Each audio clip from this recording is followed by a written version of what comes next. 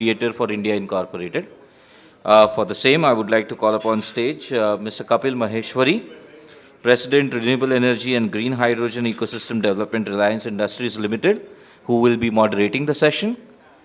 May I have on stage Mr. Anand Madia, ex-officio secretary and officer on special duty to Chief Minister, Government of Maharashtra. Mr. Durgesh Maru, co-founder Net Zero Pro, and Mr. Rashri Datta, Director Sales, Johnson Controls India.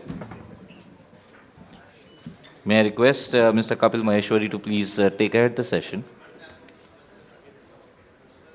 May I request all the delegates to please take your seats. Tea and coffee can be served at your seat, please.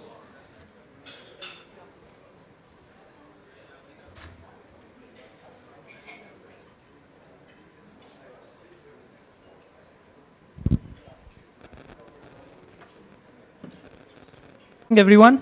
I mean, you've heard what's the session theme is. And many people think that this theme is contradictory. And that is what I guess we will see if we can come to a conclusion whether value creation and ESG can work together. Because there is still an enigma that can I achieve the same profitability if I still want to contribute towards sustainability. So, given this panel, which possibly is from a wider background, so we have Mr. Madia who is assisting government of Maharashtra and all this. We have Mr. Maru, who runs a startup which is into ESG reporting, sustainability, etc. And we have Mr. Datta, who comes from Johnson Control, again an organization which has aims very high towards sustainability goals. And I represent Reliance. I mean, I've been in renewables field for quite some time. But on a larger front, if you look at sustainability, is ESG just a buzzword till now? Given we feel that this needs to be done for just the top 1,000 companies as per their market cap who are mandated by SEBI. So do we do just this for compliance purpose, or does this really contribute towards enhancing business values, towards achieving an equitable, sustainable, profitable growth for your business segments wherever you are working? Or this is possibly too much of a compliance or a burden right now imposed by SEBI on some top 1,000 companies, but there's a possibility it could come to every single company as we work. India is a little different compared to if we look at the Western world, where there are more compliances and penalties. You cannot ignore such things. Take an example, a carbon tax or a penalty is pretty high in the Scandinavian country, where you pay around $100 to $150 per kg of emissions, kind of a thing. So if that's the case, then and if such a carbon tax comes in India, then do we really feel will be imposed that we should adhere to this? So what actually, for benefit of everyone, possibly if somebody is not up to mark on the theme, I would say ESG stands for environment, social and governance. So it is not just related to what is all about happening towards climate change, but it is also for a single purpose of addressing overall social and governance aspect. Now, social and governance could also have a good amount of aspects which are covered for corporate governance, to board composition, to gender ratios in companies, etc., etc. Whereas environmental is something which is at the core of it, and we know that GHG emission and climate change is not something which is just an issue which we feel that when it comes, we will see. So most of the corporates have set net zero targets, either between 2030 to 2050, I would say, and they are quite responsible. But there is a gap in setting net zero targets compared to what you actually want to do. You cannot just start if your net zero target is by 2050. On 2048, I will see what needs to be done. So you really need to address the issue now on, so that you are on a path to achieve something like that, or possibly prepone? At a country level, we have a net zero target to be achieved by 2070. And that also would require not only corporates, but every single citizen to government to also work towards that. So when I say government, and that's how I would like to, possibly ask every single panelist to provide some opening remarks towards the topic, and then we go in more of an discussion, and then possibly open the floor for questions from the audience itself.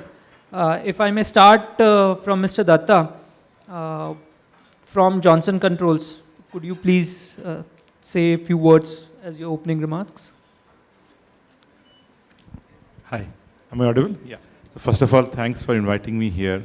I think it starts and eminent from how we are evolving as an economy. Previously, I think it's no-brainer, right? We used to start with the corporates declaring their annual reports. Now, along with the annual reports, they're coming up with the ESG report. That speaks about the sensitivity around sustainability. How corporates are creating credibility for themselves with the declaration of ESG reports. I think I would start with that way.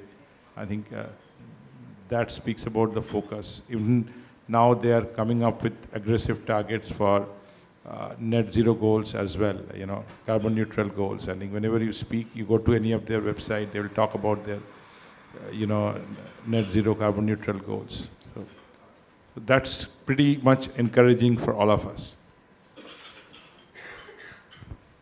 Mr. Maria, if any opening remarks? Yeah, so good morning.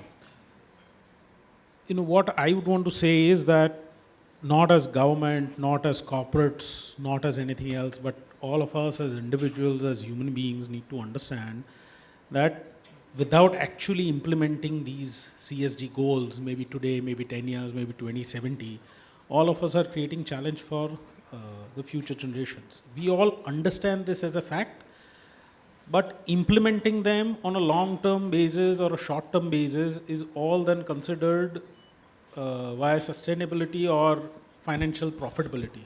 I think all of us, including the government, also needs to start focusing on that.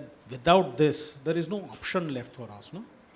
We have to do this, and we have to get this right, because we are not going to get another option at that. So I think what the government of India is doing, what state government is doing, and what all of the corporates are doing currently, as a cumulative effort will make a difference. Thank you. Mr. Maru, any opening remarks that you have? Sure. Thanks, Kapil. Good morning, everyone. I'm Durgesh, co-founder at Net Zero Pro. Well, it is a known fact that climate change is one of the biggest problems humanity is facing today. The science behind this is pretty clear. It was agreed during Paris Agreement in 2015 by close to 190 countries have agreed to this, that we need to limit the global temperature rise to 1.5 degrees if we have to prevent the worst of climate change. Now the turning point was this IPCC report in 2018, which says that in order to limit the global temperature rise to that level, we need to reach global net zero by 2050. Well, it is quite a daunting task. Net zero overnight became quite a buzzword. Everybody started talking about it. Corporates, investors, they started taking pledges, making net zero targets for on or before 2050. The developing countries like China said that we'll do it by 2060, India by 2070. But then, that's totally not something up to the mark. What we believe is that we need to provide corporates with the technology so that they can convert these pledges into meaningful action, data-driven action. It is not just in the air, but it's on the paper, and this transition plan is pretty much clear. So that's the very thought process that we follow at Net Zero Pro, and that's where I think technology can really solve climate change. And all of us, all the stakeholders, whether it is the policies of the government, the aggressive targets of the corporates, as well as enough citizen and employee engagement that's required to mobilize everybody towards this common target of reaching global net zero by 2050. So with this, I conclude with my opening remarks. Thank you, Mr. Maru. Coming back to Mr. Madia, uh, you know, India has set up a target of 2070 for net zero. Given you are advising government of Maharashtra, what's your view that even state governments can come and set their own net zero targets? Absolutely. State governments have already set their net zero targets. What is happening is that uh, an overreaching policy that the government of India has made, of course, comes on the state also. The state is a part of India. And, the contribution from state is in all sectors, in the sense of state has already, a lot of cities in Maharashtra have already, set up plans to become net zero by 2050. Currently, if I talk about Mumbai, then BMC is already talking about creating, impact using all their assets under their disposition as to how they can contribute to creating negative carbons.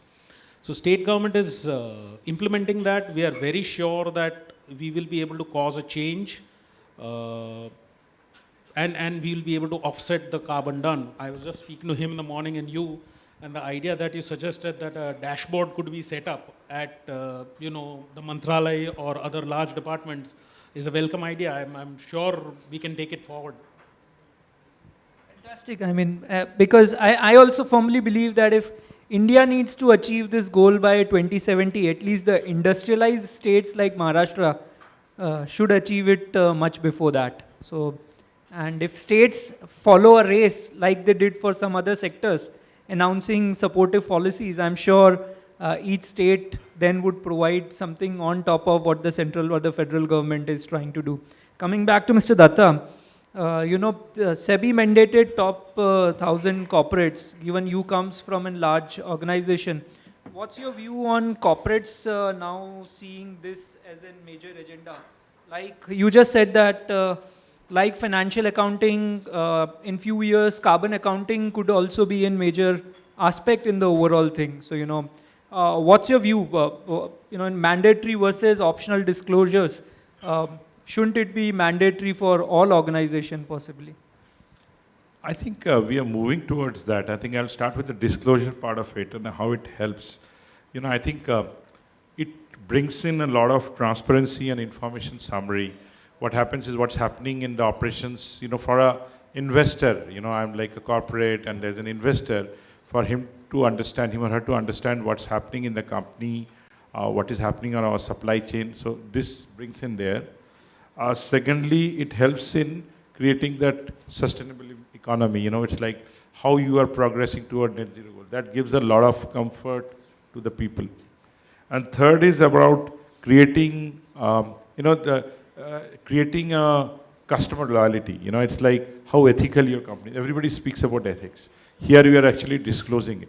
And I think some of these countries, like I know in US, Canada, Singapore, they've already moved towards climate, you have to disclose on the climate measures that you are taking. So I think that we are moving towards that. Great to hear that. Even my personal experience, I would say many of the corporate meetings have started with a slide on energy transition. So I think every corporate is looking at it. Many of those corporates now have a chief sustainability officer, which is a very, very positive sign. And then there are countries like Singapore, which has a chief sustainability officer for the country, not only from a corporate perspective. So that gives the importance of sustainability within this whole ecosystem. Coming back to Mr. Maru, you come from a startup which is trying to build a whole tech towards climate change. Now, what's your view on usage of technology? How this can help corporates contribute towards this cause of climate change? What's your view, how tech can change this? Sure, thanks Kapil. Well, as I mentioned that we firmly believe that technology can solve climate change. So it all, as we spoke, it all started with this realization that we need to reach global net zero by 2050. A lot of these corporates, they're starting pledges. Now, how does one convert these pledges into meaningful action? We believe that in order for that to happen, first, a company needs to measure their carbon footprint across their operations and value chain. So when I mean value chain, I mean their complete upstream, downstream supply chain as well as the end of life of the product usage. Next, they need to set science-aligned targets and report these to all stakeholders. So what I mean by science-aligned targets, these can't just be vague targets. There is this thing, this initiative called Science-Based Targets Initiative, which gives sufficient guidance to each sector that what does, like scientifically, how could each sector, such as steel, finance, cement, could decarbonize their operations and align their path to a net zero goal that is well aligned with the target of limiting the temperature rise to 1.5 degrees. So that is needed. And finally, these companies need to keep making continuous disclosures about it, not just not just as part of beautiful part of their annual reports, but also to all their stakeholders. So how do we help with this? Well, we observed that basically the kind of challenges that corporate face is that this ESG data is spread across their different business units and it's cluttered and it's present in different formats. So this is one of the biggest problems. Another one was like if one were to do carbon accounting with the same rigor as financial accounting, there are thousands of data points that one needs to collect, thousands of activities that are taking place in real time across their business locations. So they need to keep track of all such data. So what we have built at Net Zero Pro is the most digitized, process efficient and cost effective platform that basically automates this entire process of data collection, analytics and reporting for all of this ESG data. I would like to quickly showcase a video of the platform that gives a good glimpse into how this process can be automated and corporates can get on track with measuring, reducing and reporting their carbon footprint and ESG data. Can we have the video, please? Climate change is the biggest problem humanity is facing today. We are close to the tipping point. Climate risk is a financial risk, and decarbonization presents the biggest opportunity of the century. Presenting Net Zero Pro, a breakthrough software platform that helps corporates and investors measure, report, and act on their carbon footprint and ESG performance. Here is a peek into the platform. The executive dashboard gives you full visibility into the E, S, and G performance across the company locations. The software lets you measure and analyze the full scope carbon footprint across operations and value chain. You can benchmark it against your industry peers and ideal net zero trajectory. The data collection process is automated with options to upload files, engage stakeholders, or even link into your existing ERP system. You can set ambitious net zero targets, track and model the progress along the way. Our climate science expertise helps you initiate and track progress on the organization-wide decarbonization initiatives. You can offset emissions that you cannot yet reduce by supporting a wide range of certified carbon offset projects across the world. Generate automated reports with industry-recognized frameworks codified in our platform. One can share these with internal and external stakeholders.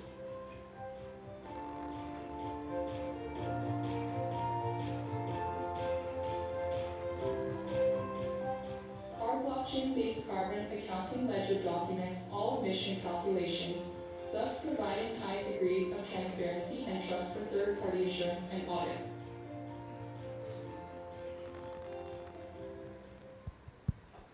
Finally, I would like to. Climate change is the biggest problem.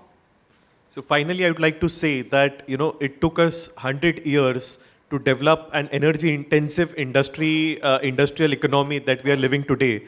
But we have very less time, very much shorter time to disrupt all of that and change all of this physical infrastructure or retrofit all of this physical infrastructure into a more energy efficient and less carbon intensive one. So we have very less time for that, and all of this starts with measurement and data, because as it is said, one can manage what one measures. So that's where it comes from. Very impressive, all I can say is I was also going through in data which says of the next 1,000 unicorns in the startup setup, 70% of which would be on themes of energy transition and climate change. So what we are discussing here is possibly going to make much of in business going forward. Given that you have shown this video, Mr. Maru, my next question to you is if you can explain possibly from an GHG emission accounting perspective, we all talk about this scope 1, scope 2, scope 3. For benefit of everyone present here, what is this scope 1, 2, 3? So that if we understand this, possibly we will figure out how do we measure and report it. Sure. Yes, Mr. Maheshwari. Well, talking of carbon emissions, let's say if there is an organization that is reporting or accounting for its carbon emissions, these can be direct emissions or indirect emissions. So the scope 1, that is which deals with the direct emissions, are the emissions coming directly out of the assets either controlled or owned by a company. A typical example is if a company owns a vehicle fleet, so all the emissions coming out of this vehicle fleet in the form of the petrol, the diesel, the CNG, or whichever fuel they're using accounts for scope 1. Another example of scope 1 is these fugitive emissions which come out of the chilling as well as refrigeration units, which companies have, or the air conditioners, which companies at the process of installation, operations, as well as disposal of these units, there are these fugitive emissions in the form of HFCs, which contribute to a lot of emissions, and these are again come under scope 1. Scope 2 emissions is basically the emissions coming out of the energy or the energy that one purchases, the reporting company purchases from the utility. For example, the electricity that you are buying in the European and the Western countries, heating is heating natural gas, and there are certain more such fuels that people buy from the utility. So these come as part of scope 2. Scope 3 is basically the complete indirect emissions, that is upstream and downstream your complete supply chain as well as during the use of your product.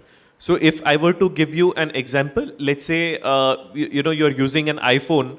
So right from the procurement of the raw material of the production of the raw material, the procurement of the raw material, the logistics of these raw material until the assembling factory, and then after that downstream, as in after the phone has been produced until giving it in the hands of the end users, all the logistics, transportation required as well as the end of life of the product is all covered by scope 3. So scope 3 also covers a major part of your investment portfolio as well.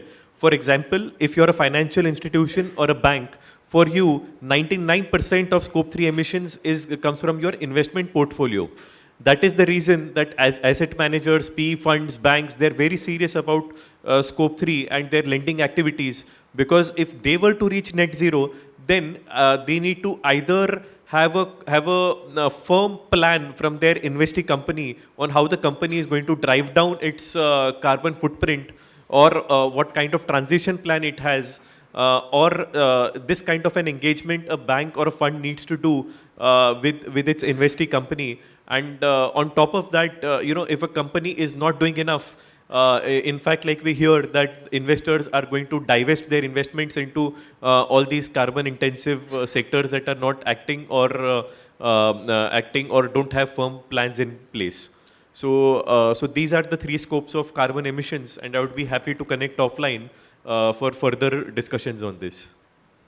Yeah, rightly said. I mean, given this present environment where we are, most of the financial institutions, strategic investor, private equity, including large VCs, have been trying to, only possibly fund projects, or they are able to raise their own funds either for causes which are for green projects. So you wish it or not, but possibly in coming years, the financing would be very difficult for some conventional projects, what you intend to do. So that is one side of, apart from the compliances which we hear from government bodies, to look at it from perspective of how do I run my business more profitably, how would I raise capital. in near future or possibly in few years.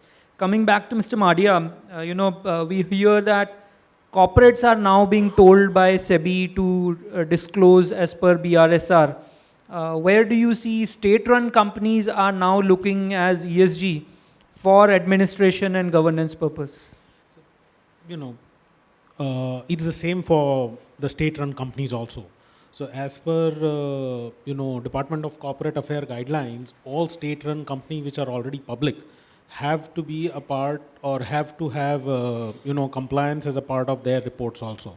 Other than that, a lot of non-public state-run companies have already started, investing in, ideas or resources where they will be generating energy using renewable modes to contribute to what needs to be done. So while the government is very clear that, or SEBI is very clear that the top 1,000 companies have to disclose and be a part of the disclosure, so is the government. It's a mandate for all of them, whether they are public listed or non-public listed. It is a part of the whole thing. I think this is a step in a very right direction, given Absolutely, government can absolutely. certainly portray the right picture on and give in guidance and provide everyone a clear picture that if we are able to, you should certainly be in a position. My question to you, sorry, will be why portray? We want to do it. That's no. I would say yes. If that's the thing, I'm very, very impressed. Sorry. My next question to you would be that, given your previous background and all, where do you see, we have all been listening to this whole theme of ESG, but, in everybody's mind, including government and corporates, everybody wants to run an profitable business, and nobody wants to compromise and invest in something which is not giving me, profitability. So how do you see, and balance when you take profitability and sustainability together, both for corporates and for government sector? So it's an extremely challenging situation. So today, if you invest more in your ESG goals, your profit might decrease. But in my opinion, if we have measurable goals, if we understand as to where we want to go and how much we are contributing to the growth over a longer period of time, we are going to sustain. Like all of us individually also, as maybe retail investors would make, investments for long-term goals, as to what is going to happen once I retire, what is going to happen. This is the same thing, no? The corporate as a body needs to go a longer duration of time. The government is here for everyone, no? So that also, between the corporate, the private, and all of us put together, we need to look at this as a long-term goal, as a long-term investment. Profit might be a little less this time, but over a period of years, I will accumulate wealth. Very, very valid point that over a period of time, this will accumulate wealth. I remember from an Infosys sustainability report, and they call it ESG is money maker. So, that theme or the tagline itself just stuck to me that companies are taking initiatives to that extent and calling it as a money maker. Given that, Mr. Datta, what's your view? You come from a large corporate, Johnson Controls, and what is the sum of those initiatives you are taking either in your business segments here in India, outside India for the sustainability?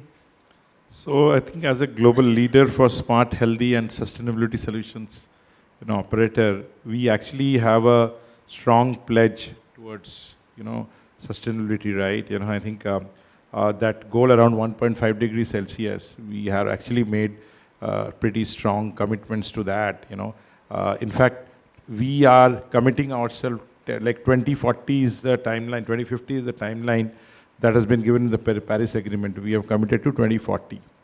I think from a perspective, Durgesh spoke about science-based targets, and we actually follow that, which is actually helping us reduce our own carbon emission by 55%, and we are committed with our customers to reduce this by around 16%. That's what we are doing.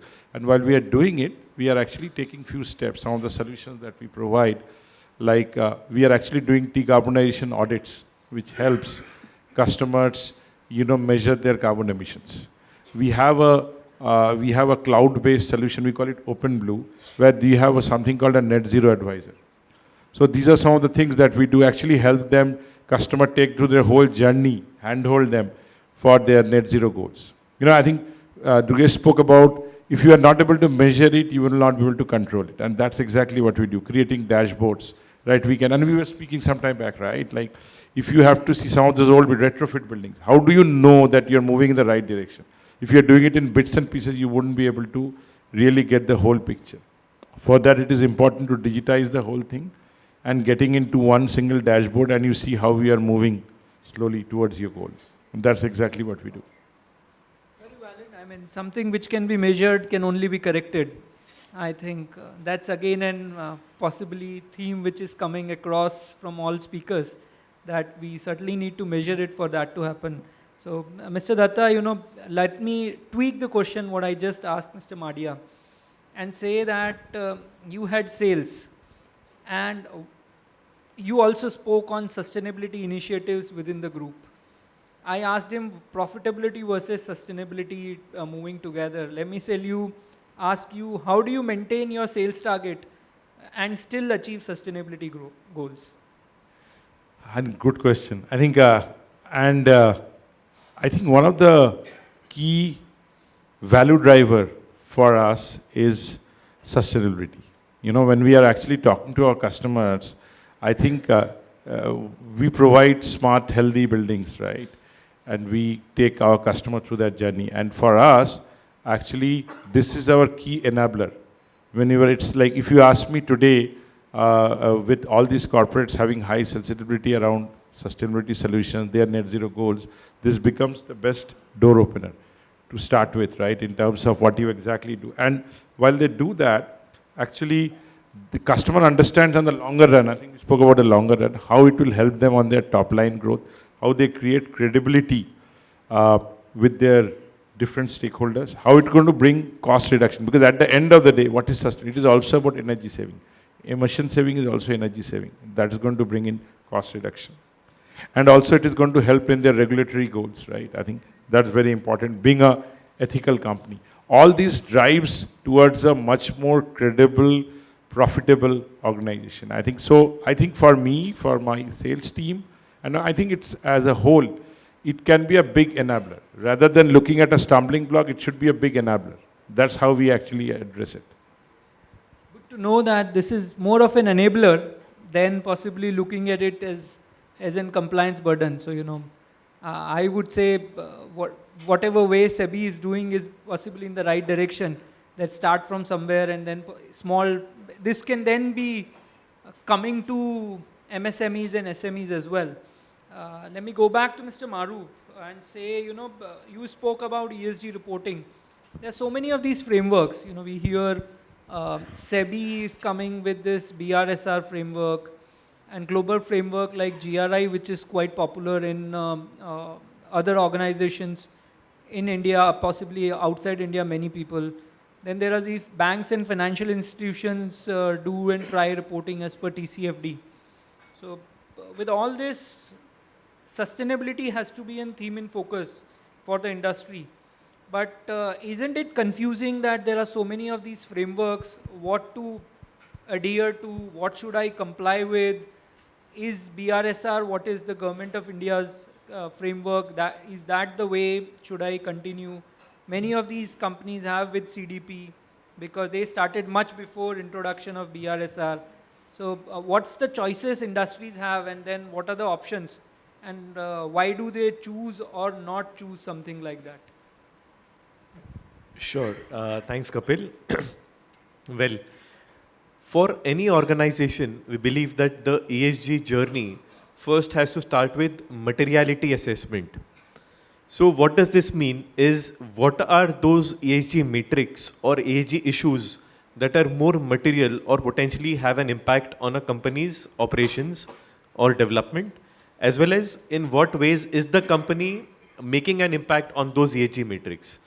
Once those ESG metrics have been shortlisted, then the company needs to do its baseline measurement of how does it fare across these ESG metrics? How is it perform? Where is it today? Like where are you today on these ESG metrics? Once this baseline is set and it knows what industry it operates in, what stakeholders it does business with, now is the stage that it can do pure benchmarking. That is, it can see that what are the best industries, best companies in my industry doing, where are they on this journey.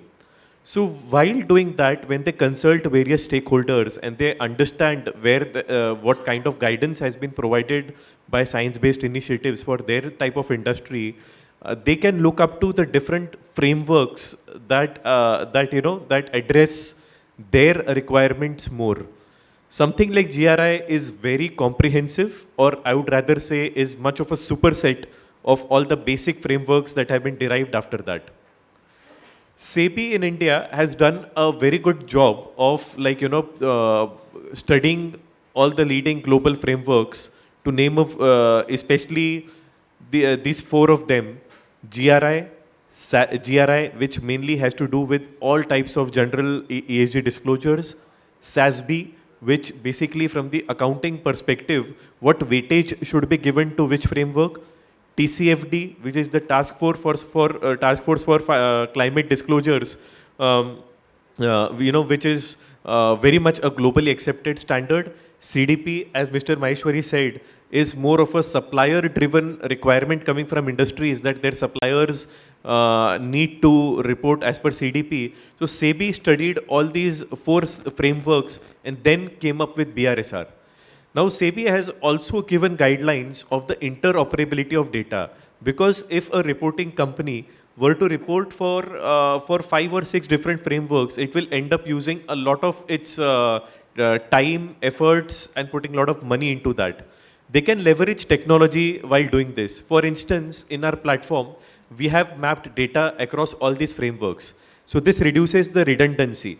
As in, if a data, let's say, how much was your water consumption? Let's say if this data has been captured in one place, then in, whichever questions across these frameworks this data was asked is already answered to. So companies can do two things here. One, they can shortlist the frameworks basis the materiality assessment and peer benchmarking. Second, if they were to report across all these frameworks, then they can leverage technology like ours, wherein all this data can be mapped across frameworks, and they can submit reports in multiple formats which are available at one click on a tech platform like ours. So in this manner, ESG reporting can very much be optimized, streamlined, can be made very much cost effective. Hope this answers the question. Very, very well. I mean, if for everybody's understanding, then what you are saying is this is a platform where you answer one of the theme or question according to one of the framework, then you are not bound to then answer it for all. And this removes a lot of redundancy, because for any of these framework, imagine answering hundreds to thousands of questions, and with variety of internal stakeholders who are responsible to answer this. It should not happen that this itself become a task to answer rather than doing anything to take corrective action. So am I right in my understanding that this is right? Yes, that's rightly put. It reduces redundancy, and at the same time it makes you compliant with whichever standard. And data is pretty much clear that the companies that are more transparent in their ESG disclosures, that are good in their governance practices, are here to stay, and are here to have that capitalization. Because if you historically, if you see, companies are every 40 years, 50% of the companies that you know today go out of business, and 50% of them have newly been created. And this trend is only going to accelerate. In fact, there is data that by 2040, if companies are not fast enough to adopt to the changing business environment, more than half of them will cease to exist. And by the way, 2040 is just 18 years away. So that's a very 17 years away. So that's a very short duration for companies to mend their ways, get ESG, get ESG practices in place, and start disclosing and improving on their ESG performance.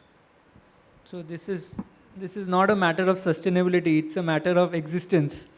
that whether if you don't adopt it now, whether you will be there in few years or not. Very well said. We also discussed very recently on, and I only said that there are countries outside India at least on imposing carbon tax and penalties, which is kind of put this whole transition in a much faster way, because the carbon or the more carbon emitting processes and corporates were then bound to adopt things, expensive or non-expensive, available or not so easily available, but otherwise you pay for that. So Mr. Madia, how do you see any imposition of a carbon tax or penalty, either in a state like an industrialized state like Maharashtra, or possibly across India? And if this is to be done, how we can roll it out, creating a balance between a growth, because we are in a growing phase. If we impose something like this, can it hamper our growth? So maintaining a balance between the growth, being in developing country, and also look at it from a perspective that as we grow in a sustainable environment. So what's your view on imposition of such a thing?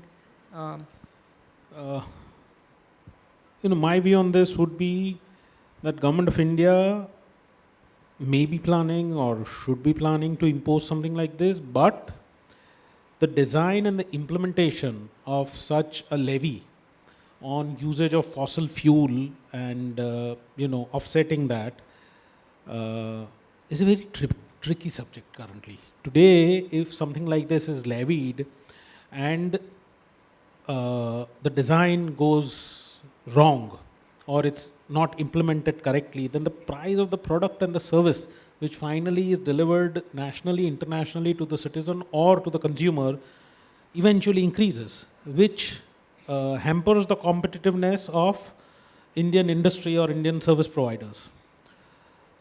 If this is designed right and implemented right, the revenue generated for this would or should be used for research and coming out with technologies or coming out with solutions which give more benefit to the ESG goals. By this, they will be able to strike a equitable balance between the imposition and the usage of those funds. But I think it's a very picky subject currently.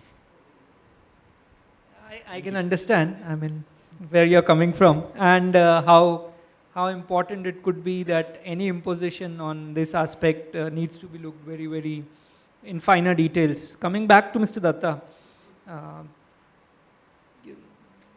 you just said that, like a large corporate, possibly you are already taking steps. We just spoke on the background and you said that you already have a chief sustainability officer in place. And a global CSO. But then there are these SMEs, MSMEs in India. They may not have a bandwidth to create a sustainability team within their ecosystem. And at the same time, they have an ambition towards reaching net zero. Any suggestions for those SMEs and MSMEs, how they can also do what large corporates like yours are already trying to do towards sustainable growth? I think I was having a discussion with somebody around a few days back. People always have that misnomer that it has to be starting with something big. It actually is it's a very modular process. It can start in small bits and pieces and you grow this. So I think, it starts first with actually measuring, and then from measurement, then you take control actions, right? And that's what we do actually. It's not that always that you have to spend a lot of money. It's about how, we try to partner with even the smaller companies, helping them, advising them. And I spoke about decarbonization, audits, and we do it with smaller companies as well. We do it with companies in size of 50 crore, 100 crore companies in some of those industrial parks, right? That is what we are talking about. And we actually try to provide them solutions which are minimal. where with that, and then there are like dashboards, energy dashboards to start with, because it's at the end of it is the emission, carbon emission. And you start there and then you build on it. It's not about that you need to have your own in-house team to really do that. We actually help them in this, and not only us, there are so many other companies. I think there's the whole sensitivity, awareness, and this, like you have seen now, you got startups like Durgesh coming up, who are really helping them. There are consultants who are actually hand-holding them. So this is really positive way ahead. Thank you. I mean, this is very encouraging to hear that even SMEs and MSMEs should not be left behind in this whole growth and in an environment which is more towards sustainable and equitable. That why should they be left behind, and why only the large corporates who have the internal bandwidth should be allowed to do that. Having said that, then there are SMEs and MSMEs who are very export oriented also. Many of these small sectors are set up where most of their products and services are not utilized in India and are exported. So Mr. Maru, we have recently heard that many of these European countries have imposed a carbon border tax. So how would that impact these small companies which are more export oriented, given the implementation of carbon border tax? Sure. So, going to the basics of the carbon border tax, European Union, so basically we have seen the nature of industrialization. Today if you see, European Union contributes to only 5% of the global carbon emissions. But historically, if you go back if you see the trend of 300 years, 90% of emissions in the atmosphere has already come from the Western countries, and now it has all been exported. Now that all the manufacturing has been moved from Europe or America to China, and possibly to certain extent to India. So all of these emissions have actually been exported to these countries. So logically, what happens is now a consensus has been reached that you can't just stay clean within the country, but you have to keep the planet clean.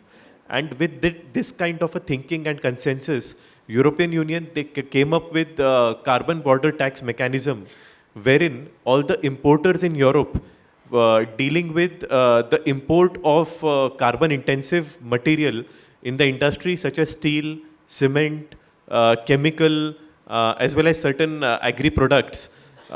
They have been given certain carbon budget, and they need to limit the emissions of the imported goods to that extent, and anything over and above that shall basically be taxed, or which can be called as a carbon tax. Now, what kind of impact it has on the Indian companies? So a lot of Indian companies, Indian steel companies, Indian cement companies, chemical companies, they have been exporting their material to the European market. So starting October 2023, they need to make carbon disclosures, and if certain KPIs are not met, then they need to pay these taxes.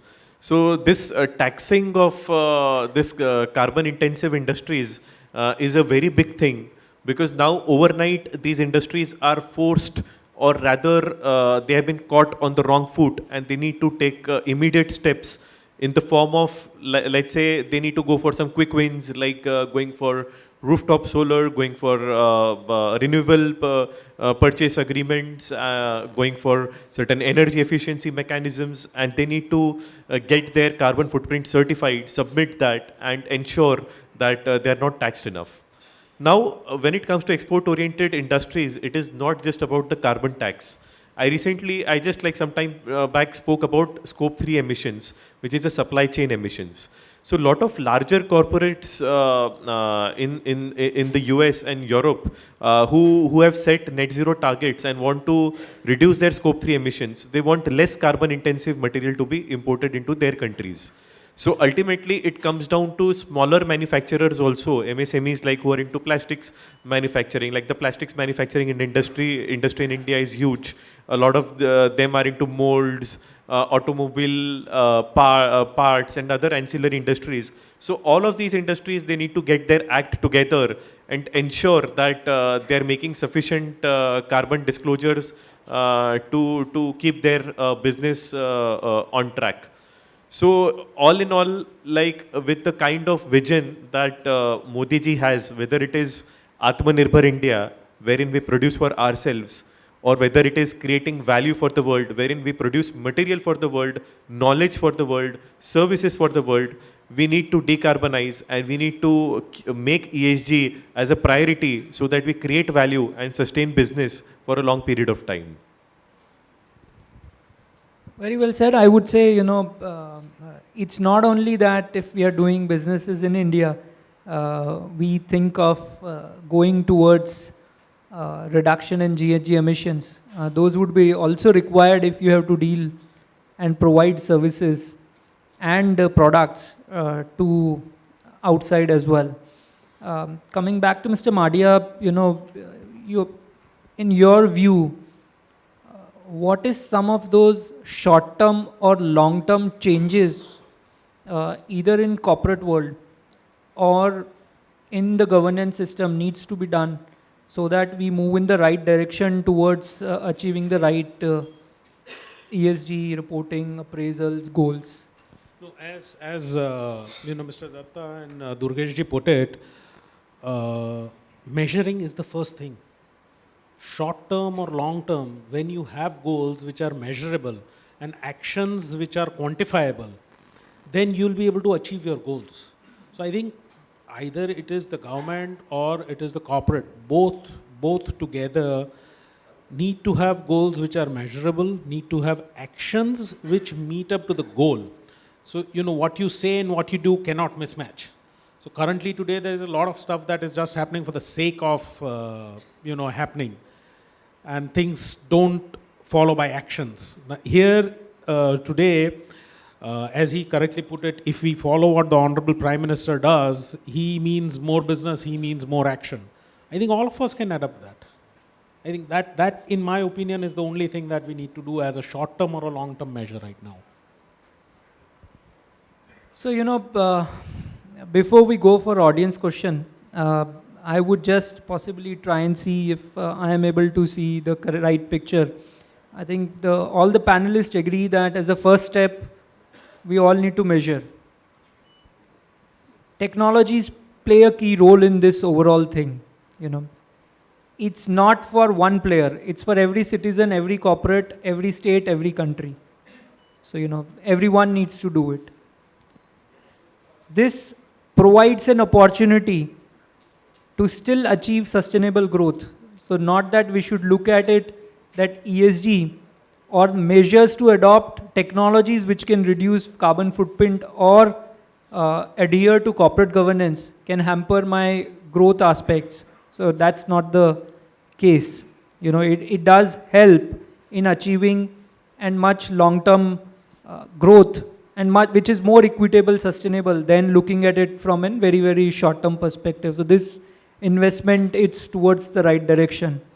Not only large corporates, every small unit also needs to see if they can start this journey now, because they'll be too late if they delay going forward. There are platforms available which can provide such things if you don't have abilities to do it yourself. So not only some of those large consultants, many of those startups are also working in these directions. We also saw that most of the funding which can happen in future, either from financing institutions, could be ECB, could be multilaterals, could be Indian banks and financing institutions, either through private equity or venture money, but most of them would then be looking at it, funding projects or services which are towards green theme. So that's a very, very welcome step. If any one of you wants to do a closing remark before we go to some of those audience questions. I think we already said about the urgency of the whole thing. It's about the awareness that we create.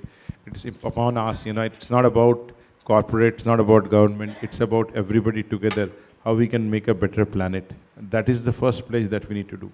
And then we can look at who is going to do that, whether it's the government, whether it's the corporate. It starts with us. Thanks. I would just say that this is the decade of climate action. This is the time we must get our act together, and finally, if the easy, steady way to get started on this journey is get all your data together and start measuring, as you won't be able to manage in time if you haven't yet measured. So that's all from my side. Thank you. Thank you, Mr. Datta, Mr. Madia, Mr. Maru. Any questions from delegates or audience? Welcome. We have around 4 minutes, so if anybody want to Hello, this is Sanjay Mohite from Natal, India. Sir, my question is that generally, if our disclosures are very honest, so there could be apprehension from the industry side that Pollution Control Board may come and catch me. So that kind of fear and apprehension could be there in the industries and leaders' mind. So in such atmosphere of apprehension of getting penalties from the Pollution Control Board or regulatory bodies, so do you think that besides regulatory, this ESG expectations and all, we need regulatory and policy level changes also, so that there won't be much apprehension, and besides BRR and SR reports, we will get more honest disclosures. That's my question is, how to ensure that disclosures will be more honest?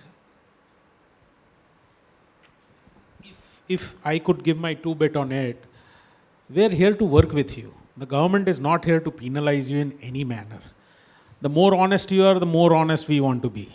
So in the event you still have a challenge, please take my number and come back to me. I'll try and help you out.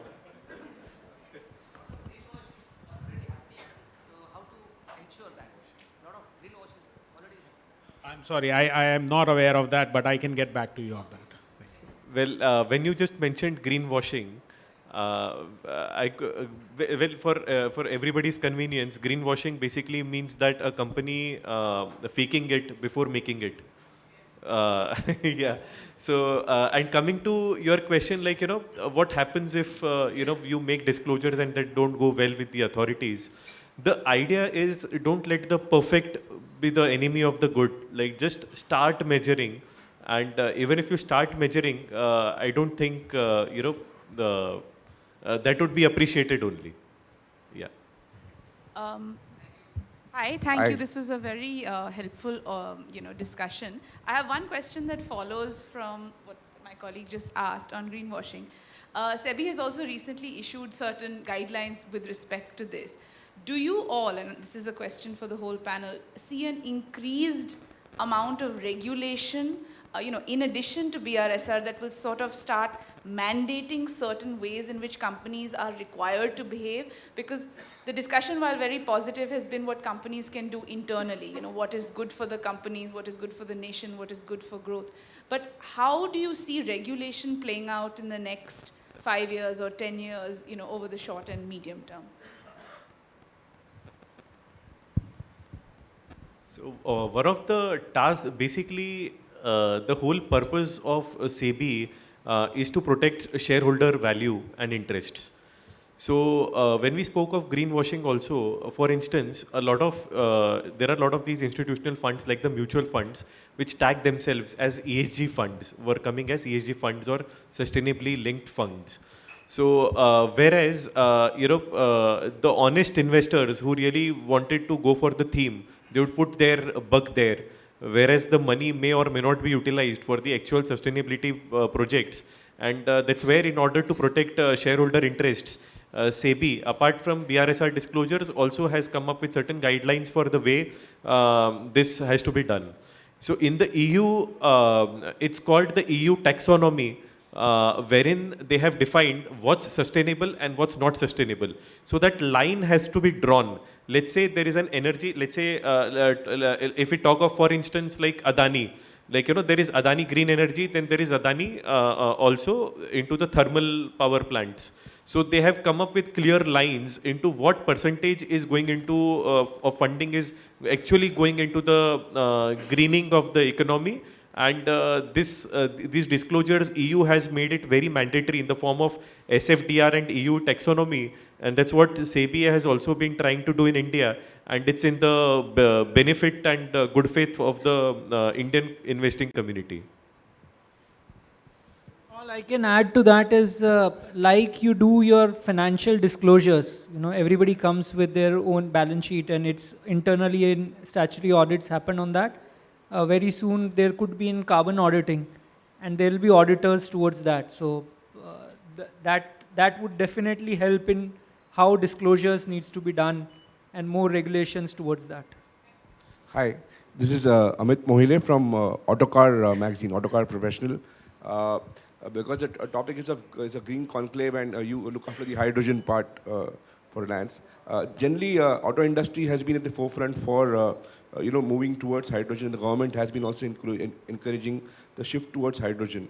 So a broad comment from you as there are challenges related to storage and there are so many other challenges. How is the industry and especially Mr. Madia from the government side in Maharashtra, how are we coming about to speeding up the hydrogen transition?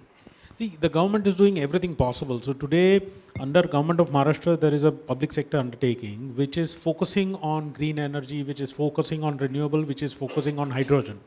But as you yourself would also know, with the event of upgradation of technologies or coming out with the solutions of storage, it's more of a participative thing. It's more of a research-driven thing. It's more of a corporate-driven thing. Government can only encourage, can come out with policies. Government can try and assist in research. But other than that, there has to be an equitable participation from the industry also. So we are more than happy, we are more than willing. We want hydrogen to happen. We are all game for it. We are all game for EVs. We are all game for renewable energy. So that's my answer to that. All I can add is, in interest of time, I'll be a little shorter, is while in India, you look at it from an energy transition, hydrogen will play a key role. For every theme or in technology, there has to be a right technology at the right time also. Technology exists, so not that what we are talking of, green hydrogen, any electrolysis, or anything from that production, it was there in existence for decades. Nothing new what we are talking about. It's just a matter of how do we address it and make it available for the masses. And for that, I think, take an example, Government of India has come up with an hydrogen mission. So something like for EV, there was in FAME.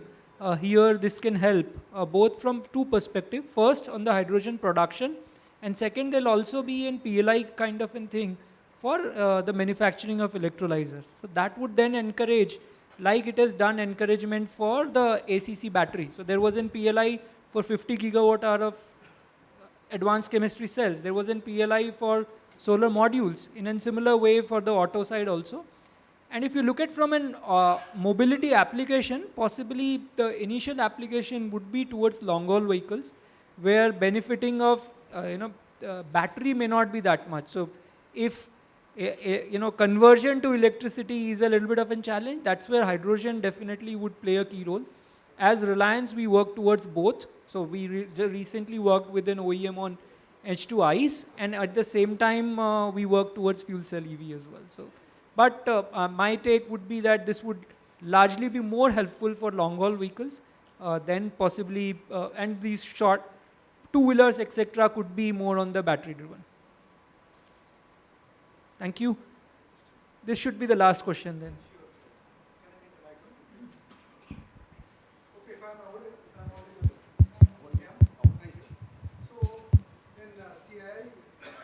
In CII, hello. In CII, we are approximately 12 million members, right? And when we talk about green and transitions and net zero, only probably the elite industries would be able to understand what's happening. So what is the mechanism CII is going to adopt so that the communication goes to micro and small industries. Hope my question is clear. Anybody from CII wants to answer that? Okay, it's my responsibility to answer. I wish we had 1.2 million members. We don't have 1.2 million members, so maybe that can be a vision. Coming to how, I think this was discussed in the first session, CII has got a center of excellence for green building at Hyderabad. And we also have a center of excellence for mediums, Avanta Center of Excellence for MSMEs competence. So in the morning I told, I think we are going to focus on clusters, focused on digitization, cost competitiveness, export readiness. The green is another movement which we'll be focusing on. Of course, this all comes from learning and sharing. And I don't agree with you that allied companies only do it. We have a lot of small MSMEs where I have learned a lot of good things.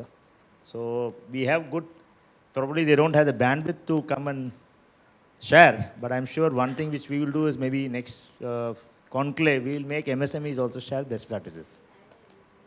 Conclave we had, but we will focus on green. A lot of people.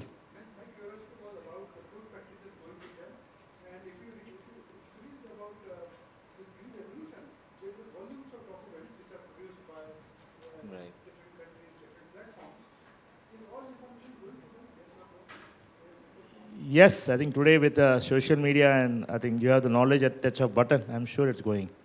Thank you. Thank you, sir. Thank you. Yeah. Thank you. Thank you. Thank you to all the panelists and the moderator, Mr. Kapil Maheshwari, for this excellent panel discussion. May I please request you to stand for a group photograph?